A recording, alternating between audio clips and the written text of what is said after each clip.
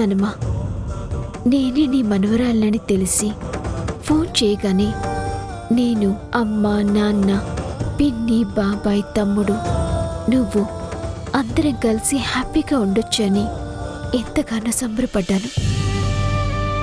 కానీ ఇలాంటి పరిస్థితి వస్తుందని అస్సలు అనుకోలేదు.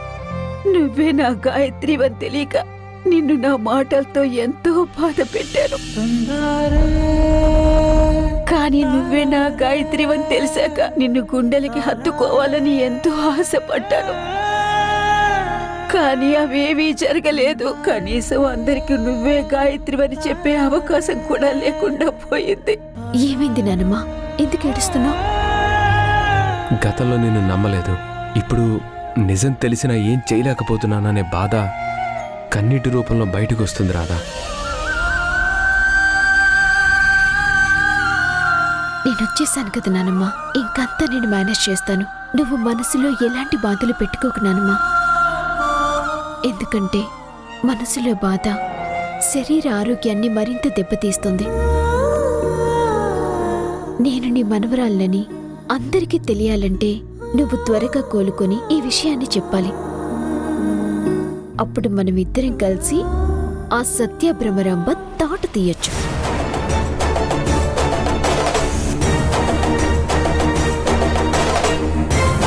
ఏంటి మనోహర్, ఏం ఆలోచిస్తున్నావు? ఏం లేదు రాధా, ఒక విషయం గమనించావా? బామ్మగారు మనకి ఫోన్ చేసే సమయానికి బాగున్నారు, ఉత్సాహంగా మాట్లాడారు. మనం ఇంటికి చేరుకునేసరికి 15 నిమిషాలు మాత్రమే సమయం పడుతుంది. కానీ ఇంతలోనే బామ్మగారు మెట్ల మీద నుంచి పడిపోవడం ఏంటి?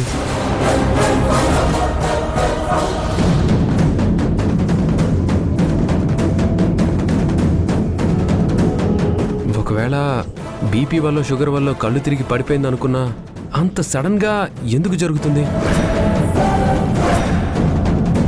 ఉదయం నుండి ఎంతో కొంత నీరసంగా ఉంటుంది కదా, అలా ఉంటే ఇంట్లో ఎవరో ఒకళ్ళు అబ్జర్వ్ చేసి ఉండేవాళ్ళు కదా. పైగా ఫోన్లో ఎంతో ఉత్సాహంగా మాట్లాడిన బామ్మకి అసలు ఇలా ఎందుకు జరుగుంటుంది?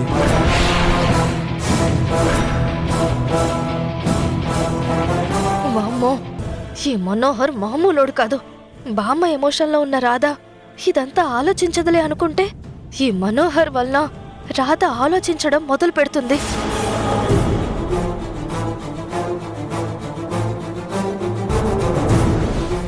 అంటే ఇదంతా సత్యపని అయి ఉంటుందా?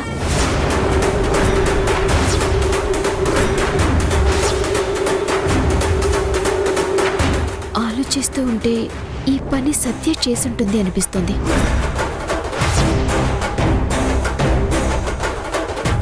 ఎందుకంటే నిజం తెలుసుకున్న నానమ్మ ఆ సత్యని కొట్టి మనకి కాల్ చేసింది.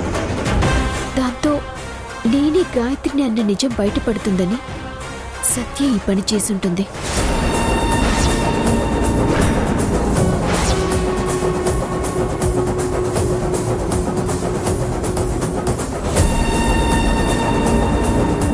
ఈ రాధా మనోహర్లు ఇద్దరూ కలిసారంటే ఏదో పెద్ద ఇన్వెస్టిగేషన్ ఆఫీసర్ల లాగా ఏదో ఒక ఆధారాన్ని పట్టుకుని మొత్తం బయటికి లాగుతారు.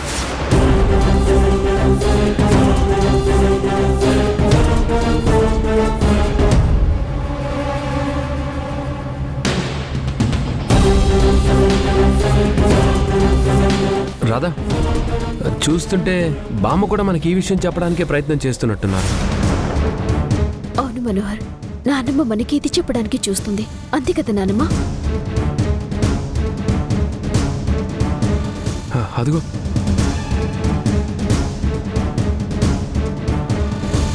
కానీ మనం ఈ విషయాన్ని ప్రూవ్ చేయాలంటే ఎలా మనోహర్?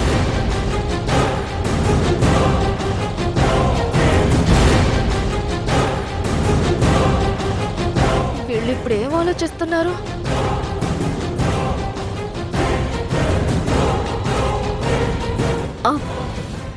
సీసీటీవీ ఫుటేజ్ చెక్ చేస్తే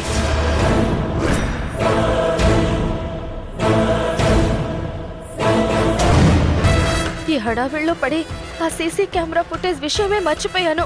చిచ్చే, ఇప్పుడు కానీ ఈ రాధా మనోహర్లు సీసీటీవీ ఫుటేజ్ చెక్ చేస్తే అడ్డంగా దొరికిపోతాను. సత్య, ఎంత పని చేసావే! నీ అజాగ్రత్త వల్ల అంత నాశనం అయ్యేలా ఉంది. ఇప్పటికైనా టెన్షన్ కంగారు తగ్గించుకుని రాధా వాళ్ళు వచ్చేలోగా నేనే వెళ్ళి ఆ ఫుటేజ్ ని ఏదో ఒకటి చెయ్యాలి. కమాన్ సత్య, గో! పదరాదా, మనం ముందు వెళ్ళి సీసీటీవీ ఫుటేజ్ మొత్తం చెక్ చేద్దాం. అందులో ఖచ్చితంగా మనకు కావాల్సిన ఆధారాలన్నీ దొరుకుతాయి. నానమ్మ, నువ్వేమీ కంగారు పడుకో, మేం చూసుకుంటాం. ఎలాగైనా ఇదంతా చేసింది ఆ సత్యే అని ఆధారాలు చూపించి తన ఆట కట్టిస్తాం.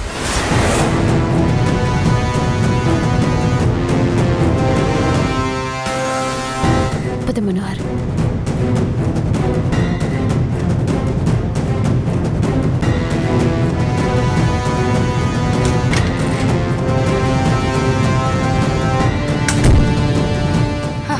ఇప్పుడు గానీ రాధా మనోహర్లు వచ్చి చూసారంటే మొత్తం బయటపడిపోతుంది. వాళ్ళు వచ్చేలోగా డిలీట్ చేయాలి.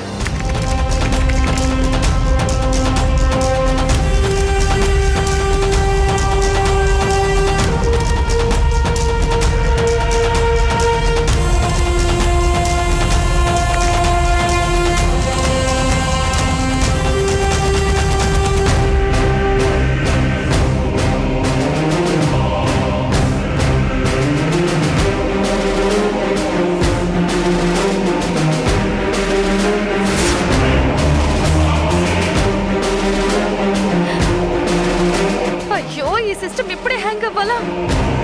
ఈలోపు ఆ రాధా వాళ్ళు వచ్చేస్తారు. ఓపెన్ అవ్వు.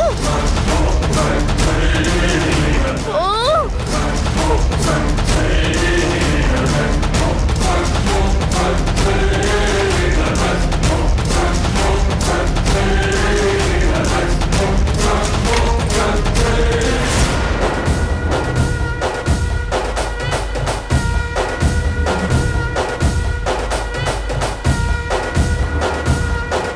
ఇదేంటి, సిస్టమ్ ఆన్లోనే ఉంది.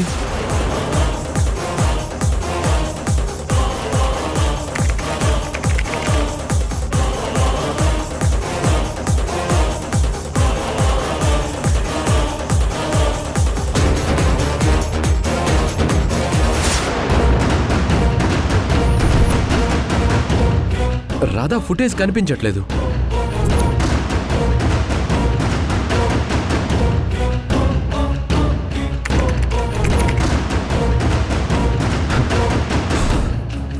రాధా మానిటర్ రిఫ్రెష్ అవుతూనే ఉంది, కానీ ఫైల్స్ ఏం ఓపెన్ అవ్వట్లేదు. మనోహర్, ఎందుకు ఫైల్స్ కనిపించడం లేదు? అదే అర్థం కావట్లేదు రాధా. దేవుడా, సిస్టమ్ రిఫ్రెష్ అయ్యి ఫైల్స్ ఓపెన్ అయితే నా బండారం బయటపడిపోతుంది. ఏం చేయాలి?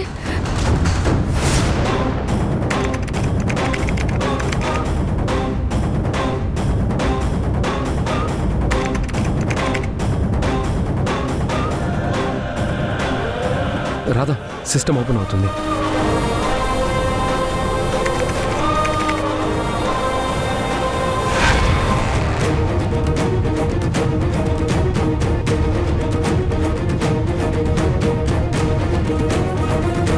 ఏమైంది మనోహర్? ఎందుకు వీడియో ప్లే అవ్వటం లేదు? ఫైల్స్ అన్ని కొలాప్స్ అయిపోయాయి. అన్ని ఫైల్స్ ఎరేజ్ అని వస్తుంది. ఏ ఫైల్ ఓపెన్ అవ్వట్లేదు రాధా. ఏంటి, వీడియో ఫైల్స్ ఓపెన్ అవ్వడం లేదా? అమ్మయ్యా, బ్రతికిపోయాను. మరిప్పుడు ఏం చేద్దాం మనోహర్? సీసీ కెమెరాలో నాన్నమ్మని ఆ సత్యే కావాలని మెట్లపై నుంచి తోసేసింది అన్న అనుమానం నిజమవుతుంది అనుకున్నాం కదా. ఒక్క నిమిషం ఆగు.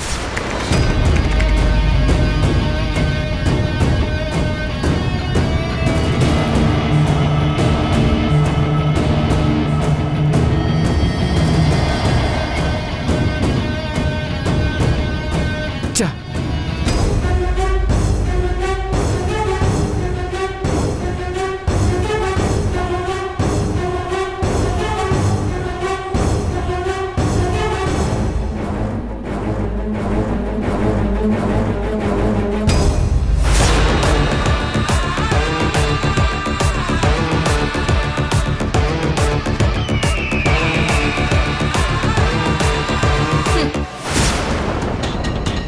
నానమ్మని తోసేసింది నేనే రాధా.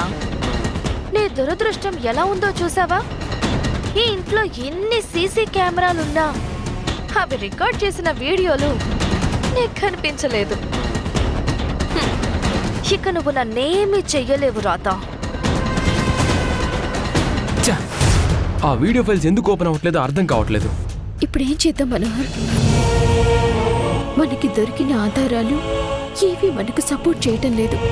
ఇలా అయితే మనం ఆ సత్యాన్ని ఫేక్ అని ఎలా నిరూపిస్తాం? నాకేమీ అర్థం కావడం లేదు.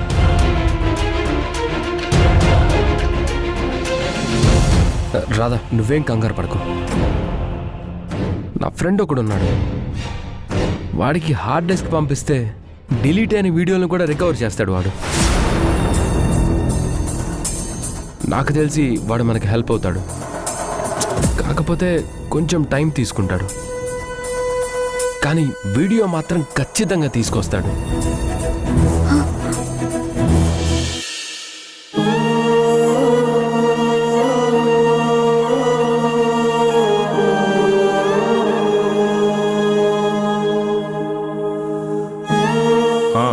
అవునవును, నేను మళ్ళీ చేస్తాను.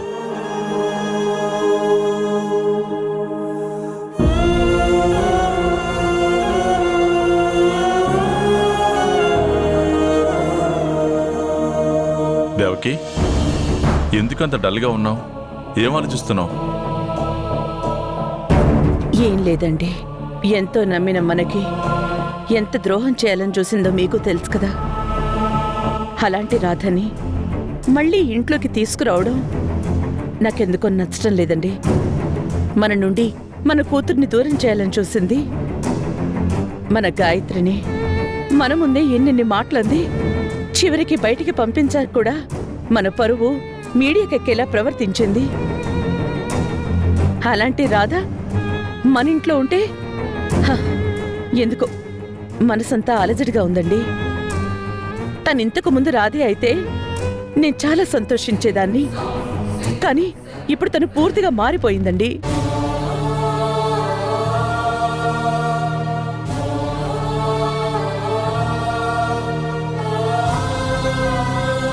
ఏం ఆలోచిస్తున్నారండి? నువ్వు ఒకటి గమనించావా దేవకి? రాధ మన కుటుంబానికి ద్రోహం చేసిందని ఎప్పుడూ తిట్టే అమ్మ రాధ వచ్చాక తను పక్కనే ఉంటే ఎంత ఎంత ప్రశాంతంగా, ఎంత పాజిటివ్గా ఉంటుంది. కానీ నాకు తెలుసు దేవకి, రాధ విషయంలో నీ ఆలోచనలన్నీ కరెక్టే, కాదని చెప్పను. కానీ అమ్మ రాధ విషయంలో అంత సడన్గా ఎందుకు రియాక్ట్ అయింది, అసలు ఎందుకు పాజిటివ్గా ఆలోచిస్తుందో మనం తెలుసుకోవాలి. అమ్మని ఎలాగైనా కాపాడుకోవాలి. డాక్టర్స్ కూడా అమ్మ పక్కన రాదుంటే త్వరగా కోలుకుంటుందనే మాట్లాడారు. అందుకే కదా రాధను పిలిపించాల్సి వచ్చింది. చూడు దేవకి, నీ ఆందోళన నాకు అర్థమవుతుంది. బయటికి పంపించిన రాధని మళ్ళీ మన ఇంట్లోకి తెచ్చిపెట్టుకోవడం వల్ల ఎలాంటి సమస్యలు వస్తాయో ఏమో అని నువ్వు అనుకుంటున్నావు. ఒకవేళ అలాంటి పరిస్థితి వస్తే వెంటనే నేను రాధని పంపించేస్తానే తప్ప సమస్యని పెద్ద చేయను. నన్ను నమ్ము, ఇదంతా అమ్మ కోసమే కదా. అయ్యో, ఎంత మాట అండి! అందుకే కదా డాక్టర్ గారు చెప్పగానే అత్తయ్య గారి ఆరోగ్యాన్ని దృష్టిలో పెట్టుకుని నేను ఏం మాట్లాడలేదు. కానీ ఒక్క విషయం, అత్తయ్య గారి ఆరోగ్యం కోసం అవసరమైతే విదేశాలకు కూడా వెళ్దాం. ఎక్కడో దగ్గర అత్తయ్య గారి ఆరోగ్యానికి పరిష్కారం దొరుకుతుంది. కానీ ఆ రాధ మనసులో ఉన్న దుర్బుద్ధికి ఎలాంటి పరిష్కారమూ లేదు. తన వల్ల మన ఇంటి వాతావరణం ఏం మాత్రం కనిష్టం అవుతున్నట్టు అనిపించినా నేను భరించలేను. అలాగే దేవకి, మనం ఇచ్చిన గడువు 30 రోజుల్లో అమ్మ కోలుకుంటే అంతే చాలు. తర్వాత ఎలాగూ తనని పంపించేస్తాను. కానీ ఇచ్చిన అవకాశాన్ని వాడుకొని మళ్ళీ ఏదైనా ప్రాబ్లం క్రియేట్ చేయాలని చూస్తే నేనే గెంటేస్తాను. అంతా బాగుందండి. అన్ని సమస్యలు తీరాయి అనుకున్న సమయంలో ఇంటి పెద్ద అత్తయ్య గారికి ఇలా అవ్వడం ఏంటో హ, నాకేం అర్థం కావట్లేదండి. పైగా మీరన్నట్టు ఎప్పుడు రాధని కోపడే అత్తయ్య గారు ఇప్పుడు ఎందుకు ఇష్టపడుతున్నారో నాకు అర్థం కావట్లేదు. నీకు తెలియందేముంది దేవకి, అమ్మ మనసులో ఉన్న విషయాలు మనకెలా తెలుస్తాయి? కానీ అమ్మ మనసులో ఏదో ఉంది. అవి రాధకు సంబంధించిన విషయాలే అయ్యుంటాయని నాకెందుకో బలంగా అనిపిస్తుంది. అమ్మ త్వరగా కోలుకొని తన మనసులో ఏముందో తెలిస్తే మనకంతకంటే కావాల్సిందేముంది?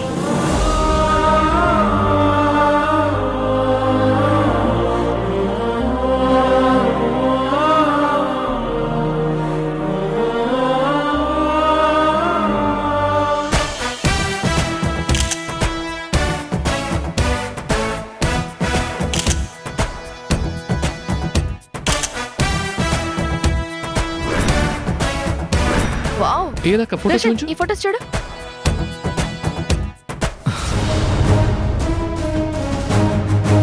మ్మ్. అక్క ఈ ఫొటోస్ నా కొత్త సినిమా ఆడిషన్ కోసం ప్రెజెంట్ లుక్ అడిగారు, కానీ ఫొటోస్ అన్నీ అవుట్ ఆఫ్ ఫోకస్ లో ఉన్నాయక్క. అసలు ఈ ఫొటోస్ తీయడం కూడా రాదా? చూసుకోవాలి కదక్క ఫొటోస్ అక్కడ. రే రోషన్, నాకు ఇలాగే ఫోటోలు తీయడం వచ్చు. పైగా నేనేం ఫోటోగ్రాఫర్ని కాదు కదా. నాకు వచ్చినట్టు నేను తీసాను. అయినా అలా తీసావు ఇలా తీసావంటావేంట్రా?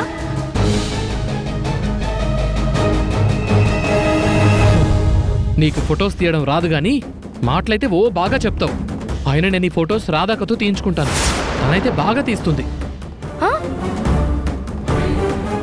అక్క అక్క అక్క నా కొత్త సినిమా ఆడిషన్ కోసం కొన్ని ఫొటోస్ తీసి పెట్టవా? ఇప్పుడా? అవతల నాన్నమ్మకి నేను ఆయిల్ మసాజ్ చేయాలి. ప్లీజ్ అక్క, 4 ఫొటోస్ చాలక్క. సరే తీస్తానులే. ఆ.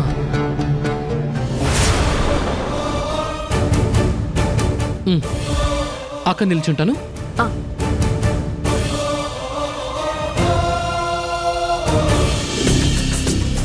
నేను తీసిన ఫొటోస్ బాలేదా? మీ రాధక్క బాగా తీస్తుందా? నీకు రాను రాను పొగరు ఎక్కువ అవుతుందిరా. ఇంట్లో అందరూ ఆ రాధను అసహ్యించుకుంటూ ఉంటే నువ్వు మాత్రం అక్క అక్క అంటూ దాని వెనకాలే తిరుగుతున్నావు.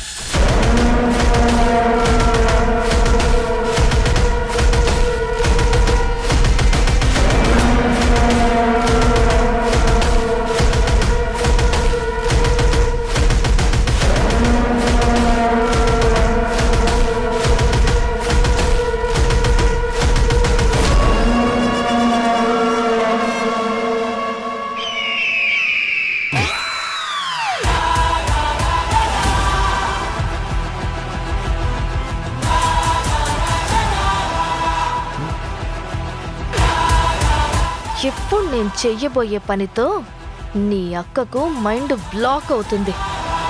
దాన్ని ఎలా ఆడుకోవాలో నాకు బాగా తెలుసు.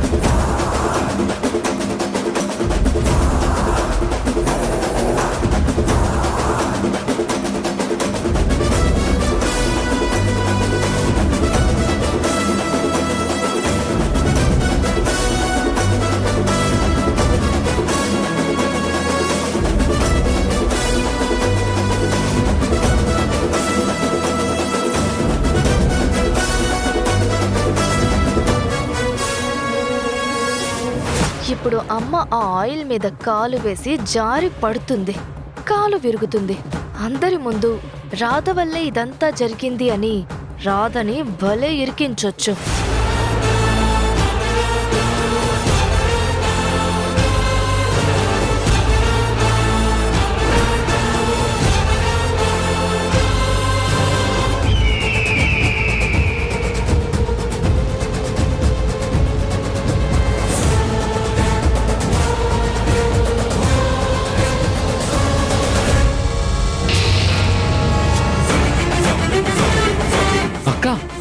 బాగా తీసావు.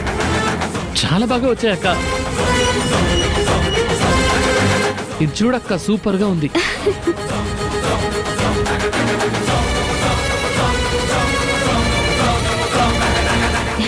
తమ్ముడు ఫొటోస్ బాగా వచ్చాయి కదా? ఓకే సరే, ఓకే అక్క. నేను నాన్నమ్మ దగ్గరికి వెళ్ళినా. సరే అక్క.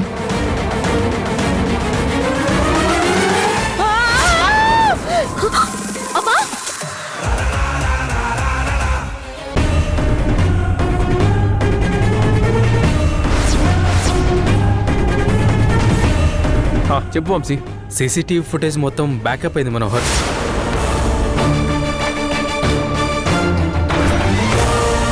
ఏంటి విషయం? ఆ బ్యాకప్ మొత్తం రికవర్ అయిందంట. అందులో చాలా క్లియర్గా ఒక అమ్మాయి బామ్మగారిని తోసేసినట్టుగా ఉందంట.